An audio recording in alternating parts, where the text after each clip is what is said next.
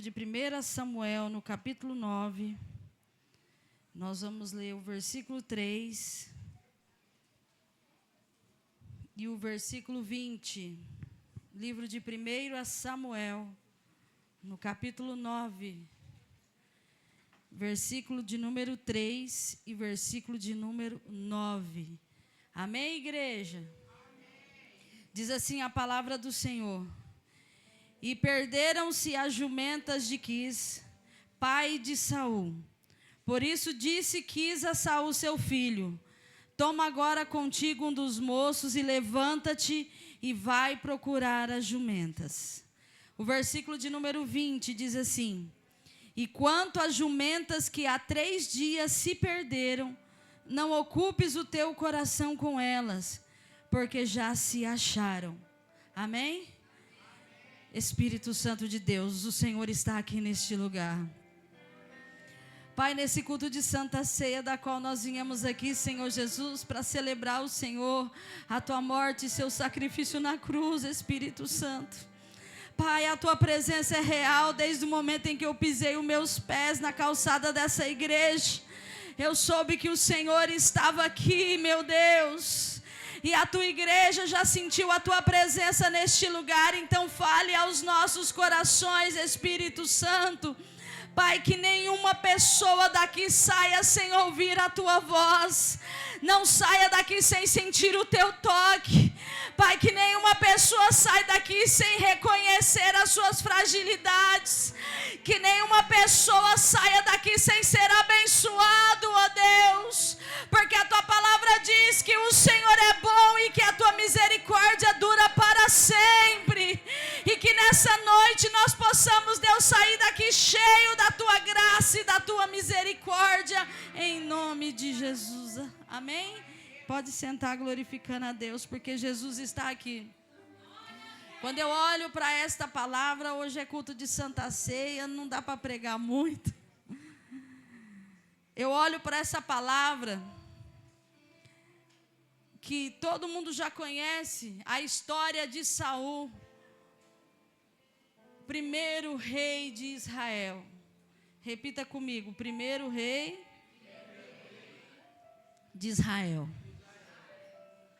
Se você ler, não dá tempo de eu ler o capítulo todo, mas você vai ler que Saul, a Bíblia até faz uma especificação de que do ombro para cima não existe homem mais bonito do que ele.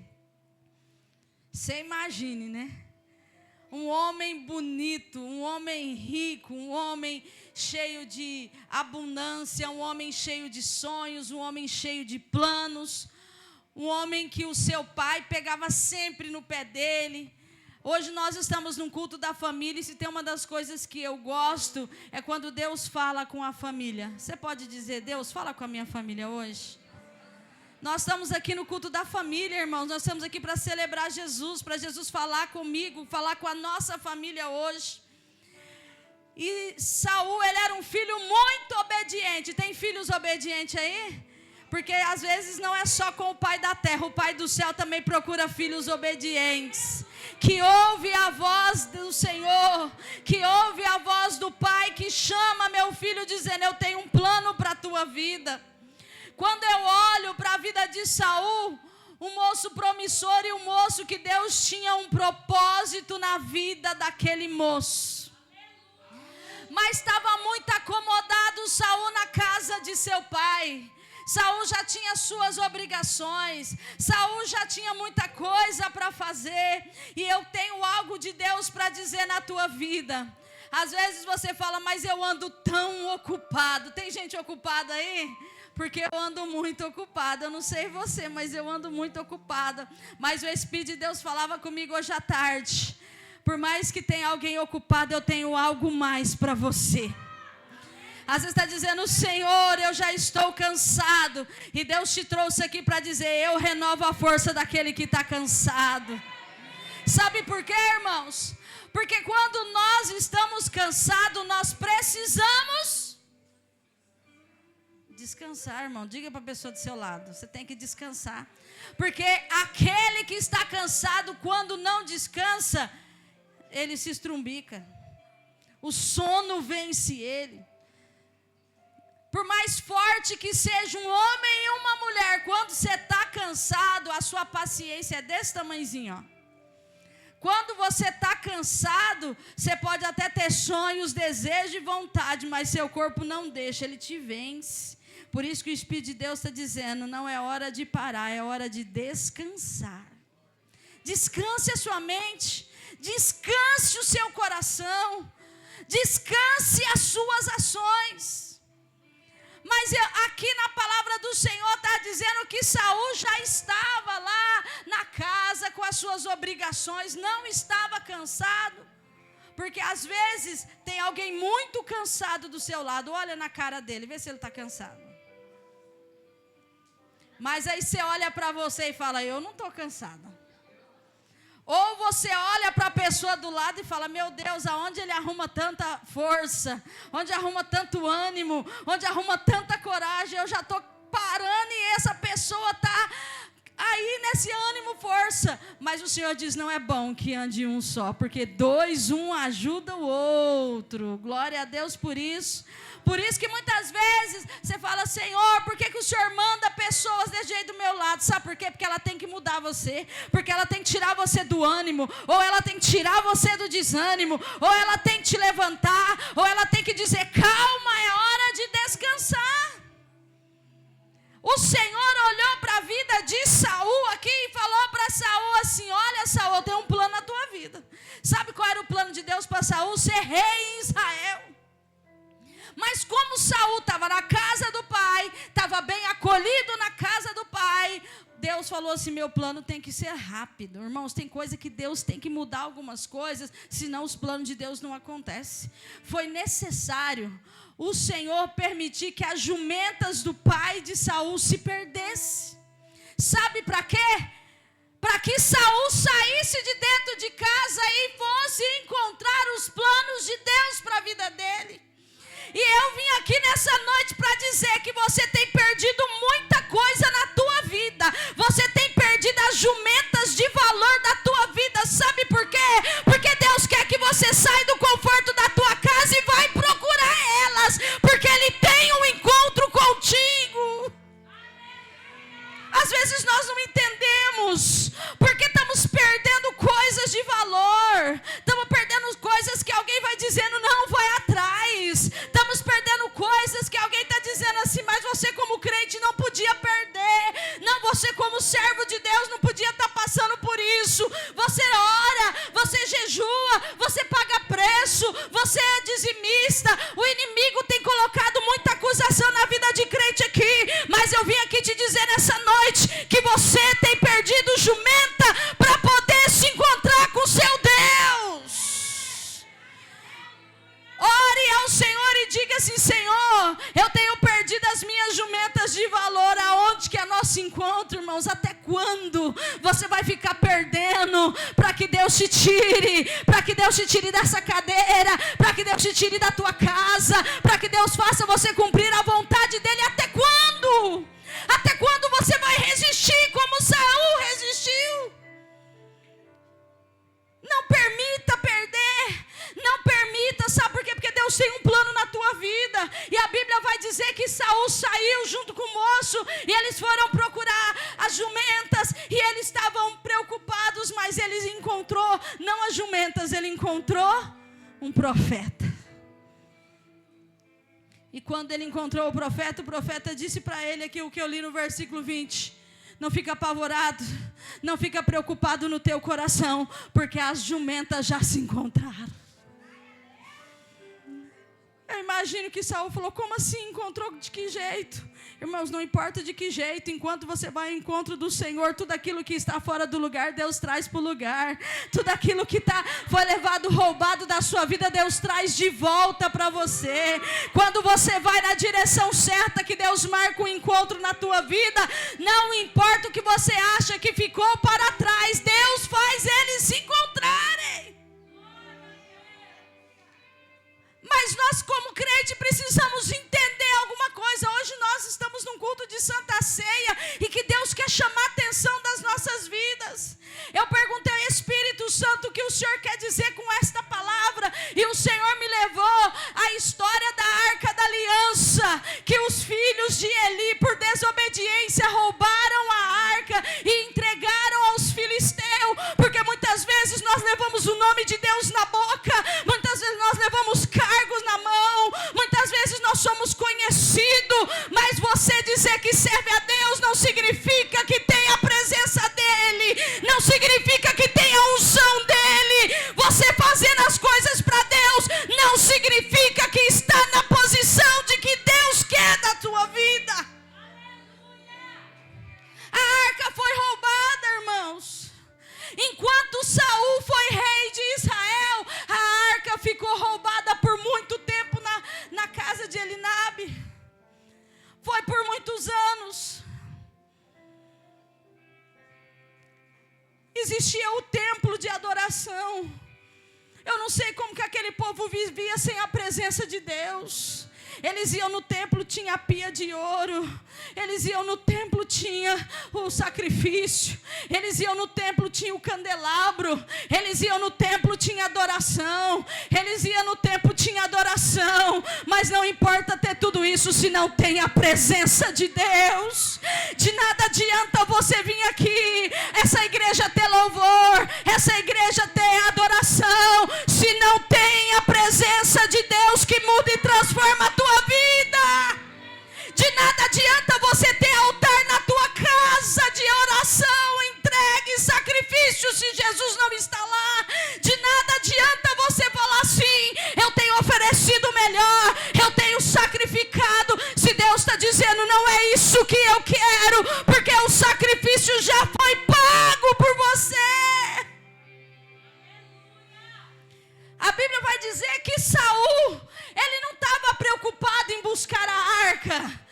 O lugar da arca estava vazio, mas ele não estava preocupado com isso, porque ele falou assim: não, mas é só um ornamento da casa. E Deus está dizendo, você está falando assim: eu não preciso disso, eu já faço muito, eu não preciso passar por isso, porque eu já faço outras coisas. Às vezes você vai dizer no teu coração: mas tudo que eu faço já é suficiente, não precisa disso daí. Isso daí às vezes é só um status, isso aí é só encheção de saco, isso daí é só cobrança. E o Espírito de Deus te trouxe aqui nessa noite para dizer: não é só isso aí, é o que eu tenho preparado e reservado para você.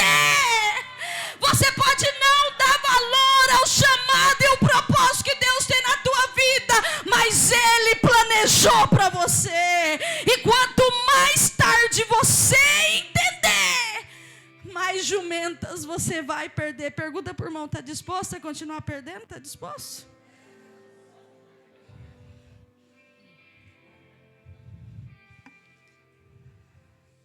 Quando o rei Davi assumiu o trono, Davi veio lá com aquela força e coragem. E Davi falou assim: a primeira coisa que eu vou fazer é trazer a aliança de volta para casa. Glória a Deus pela vida de Davi, irmãos. Glória a Deus. Davi decidiu trazer a aliança para casa. Davi planejou festa. A Bíblia vai dizer, se você continuar lendo o livro aí de Samuel, você vai ver que Davi planejou muitos homens para buscar essa arca lá na casa aonde ela estava. Reuniu mais de 30 homens, organizou música, organizou orquestra, organizou um carro novo, comprou um carro novo para buscar a arca. Muitas coisas. Nós passamos problemas e dificuldade, e nós como crente usamos muito aquela frase que diz assim: não era o tempo de Deus. Quem já disse não era o tempo de Deus? Eu já disse, irmãos. Ai, porque não era para ser, porque não era a vontade de Deus, porque se fosse a vontade de Deus tinha dado certo. Diga para o irmão: não é bem assim. O tempo de Deus para aquela arca estar no lugar do templo já estava atrasado. E glória a Deus, porque Davi teve uma visão: eu preciso trazer a arca de volta, irmãos. Davi se sacrificou, organizou tudo, gastou dinheiro, comprou um carro novo e chegou lá, todo mundo fazendo festa, mais de 30 mil pessoas para pegar aquela arca e trazer a presença de Deus de volta para Israel. Ele imaginou que do jeito que ele planejou,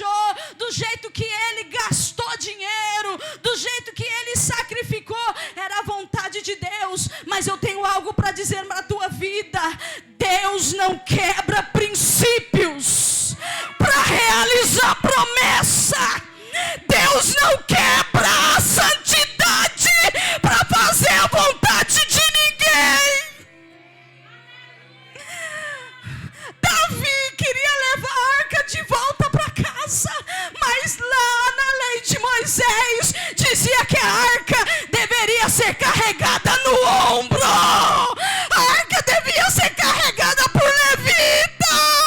Não adiantou o carro novo de Davi, não adiantou a festa que ele organizou, se estava descumprindo a promessa de Deus, se descumpria princípios de Deus. A Bíblia vai dizer que o coração de Deus se irou, porque se tem uma coisa que Deus não se deixa escarnecer, tudo que o homem plantar, ele vai colher. E a Bíblia vai dizer que todo mundo alegre. Sabe por quê, irmãos? Porque muitas vezes nós estamos fazendo coisa errada e sorrindo. Muitas vezes nós estamos desagradando a Deus e achando que está tudo bem. Muitas vezes fazemos festa. Muitas vezes achamos que o negócio está correto. E Deus está dizendo: eu quero santidade, eu quero entrega, eu quero que cumpra a minha palavra e não a sua vontade. Deus não está preocupado se você tem as suas necessidades. Deus não está preocupado se o seu plano era outro. Entra no plano de Deus, que o sofrimento será bem menor. A Bíblia vai dizer que eles saíram com a arca. Todo mundo alegre, festejando, achando que era a coisa mais linda do mundo, porque o desejo de um país inteiro era que a arca voltasse para casa, irmãos. Mas do jeito errado as coisas estavam sendo feitas. E quando um homem achou que estava agradando, que ele colocou a mão na arca, a Bíblia vai dizer que ele morreu na hora. Não perca a sua vida espiritual. Não morra espiritualmente achando porque é santo, porque é de Deus. Eu olho para a vida da mulher de Ló, que muitas pessoas acusariam aquela mulher, porque ela morreu. Ela virou uma estátua de sal, sabe por quê? Olhou para trás. Ela cometeu um erro grave, que era olhar para trás, porque a ordem de Deus, quando ia destruir Sodoma e Gomorra para Ló e sua família, era: pega as suas coisas e vá embora, porque eu vou destruir essa cidade, e não olhe para trás. Só que eu vejo, irmão, uma desestrutura familiar.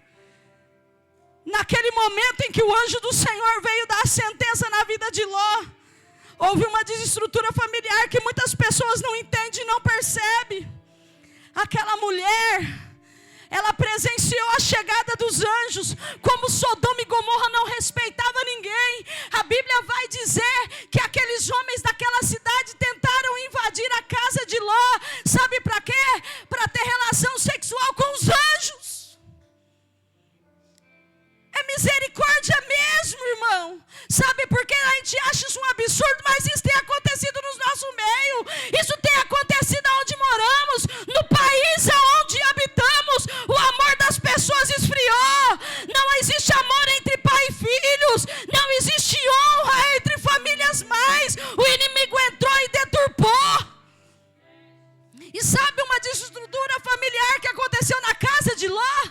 Que naquele momento Ló ficou feliz, porque os anjos estavam visitando a sua casa, porque os anjos estavam entregando o recado de Deus. E Ló disse para aquele povo: não toca no anjo, não toca neles, porque ele é santo. Se vocês quiserem, leve minhas 2 filhas virgens para vocês, faça o que vocês quiserem com ela, mas não toque no anjo do Senhor.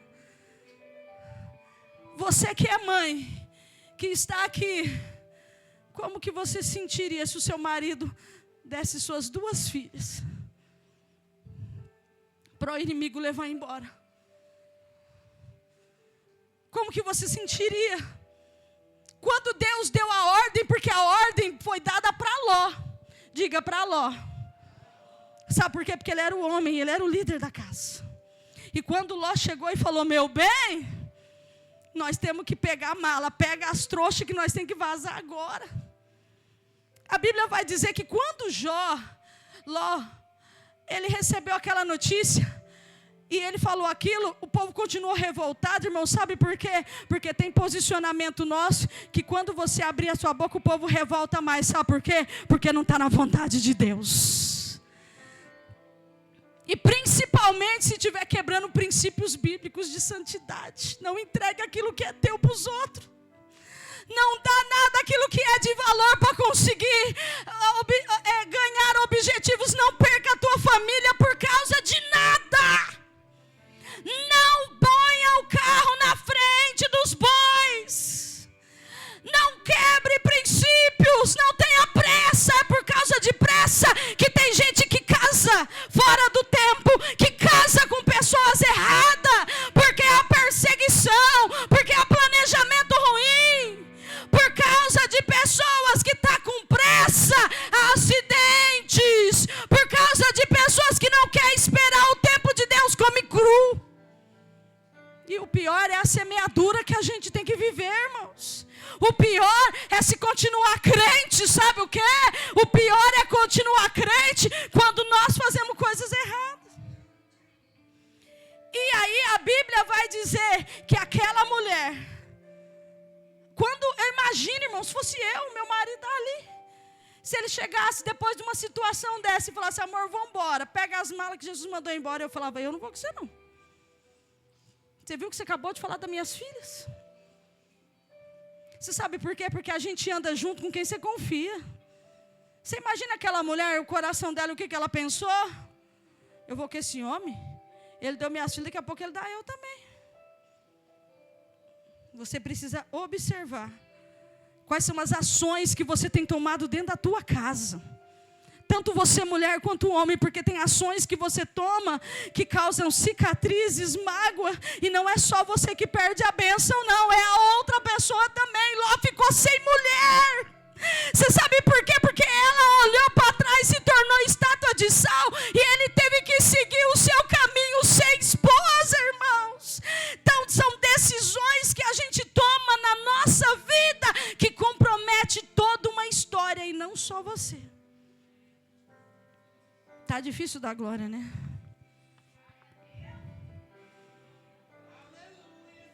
Na história da arca, que Davi estava tentando voltar para casa da maneira errada, porque não era o que Deus queria daquele jeito. Deus queria a arca, mas queria da maneira certa. Você vai conquistar seus objetivos. Diga comigo, na hora certa. Do jeito certo. Sem comprometer nada de valor. Irmãos, a Bíblia vai dizer que quando aquele homem morreu, um alvoroço se tornou.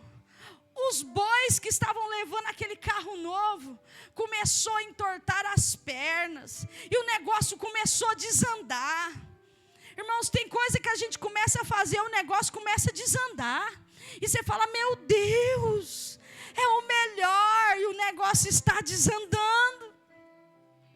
A Bíblia vai dizer que chegou um momento em que aqueles boi fizeram o quê? Caíram. E aquilo que era para ser festa se tornou em choro. E o pior ainda, Davi ficou irado, nervoso, bravo com Deus. Sabe por quê? Porque Deus, eu estou fazendo o melhor para ti e o Senhor faz isso. Irmãos, a pior coisa é o crente que faz coisa errada e ainda culpa Deus. Por causa disso eu não vou cantar mais. Por causa disso eu não vou mais na igreja. Por causa disso eu não faço mais aquilo. Por causa daquilo outro eu não faço mais. Eu quero dizer para você, olha muito bem o que você fala. Porque tem coisas que Deus permite, mas tem coisa que é a gente mesmo que toma com as nossas próprias mãos e ação. Davi ficou muito nervoso. E aquilo que era festa se tornou em tristeza e velório. E a arca teve que ser levada para outra casa. A Bíblia vai dizer que nesta casa, alguém sabe o nome da casa em que a arca ficou por 3 meses? Obed-Edom. Sabe por quê? Porque Davi saiu do palácio da casa dele com a intenção de trazer a arca.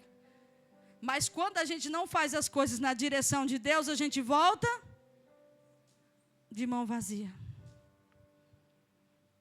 Quantas batalhas e guerras você voltou de mão vazia? Quantas batalhas você voltou de mão vazia, irmãos? Analise a sua vida. Quantas vezes você teve que chegar na presença de Deus e falar: Senhor, eu preciso recomeçar. Davi não tinha mais nem força de levar ela para casa, sabe por quê? Porque quando a gente está fora da direção de Deus, a gente não tem visão espiritual. A gente tem a nossa vontade. E a Bíblia vai dizer que na casa de Obed-Edom, a arca que estava há muitos anos perdida, que não tinha abençoado a vida de ninguém, abençoou a vida de Obed-Edom. A Bíblia vai dizer que desde o quintal, as flores, as plantações, mas sabe por quê? Porque Obed-Edom honrou ao Senhor. Obed-Edom não aceitou qualquer coisa na casa dele. A partir daquele momento ele disse: essa casa é minha, a presença de Deus está, então é do meu jeito. E sabe o que acontece? Nós queremos a bênção de Deus, mas é o inimigo que manda na nossa casa. Nós queremos a prosperidade de Deus, mas somos avarentos. Nós queremos o glória a Deus e aleluia, mas estamos xingando. Nós queremos que Deus abra a porta, mas nós somos o primeiro a fechar as portas. Quantas portas você já fechou para Deus? Quantas portas o Senhor batia para entrar na tua casa? E porque você está bravo, porque você está irado, porque o salário caiu, porque o banco cobrou mais, porque algo não deu certo. E o Espírito de Deus está dizendo aqui: se você estiver em santidade, a minha presença vai suprir tudo o que você precisa. É tudo o que você precisa, irmãos. Nós sabemos que alguém é crente quando ele é misericordioso. E muitos de nós não somos misericordiosos nem com a gente. Nós achamos que não merecemos a graça. Não achamos que merecemos o perdão de Deus. Nós achamos que aquele irmão tem que morrer. Nós achamos que alguém tem que ir para o fogo do inferno. Nós achamos que alguém tem que perecer. E o Espírito de Deus está dizendo: as minhas misericórdias, elas não se acabam. E é isso que eu quero da tua vida. Que você seja misericordioso. Que você participe do corpo e do sangue do Senhor com um coração misericordioso. Você precisa entender que tem coisas que você tem que abrir mão, tem amigos que você tem que bloquear, tem pessoas que você tem que deixar de seguir, tem atitudes que você tem que parar de fazer, tem coisas que você precisa se consertar. Irmão que não olha na cara do irmão, irmão que fala do outro irmão, pessoa que levanta contra a liderança, pessoa que não aceita honra dentro da tua casa. E Deus está dizendo: o tempo está chegando, a porta está aberta, mas ela irá se fechar. Aleluia.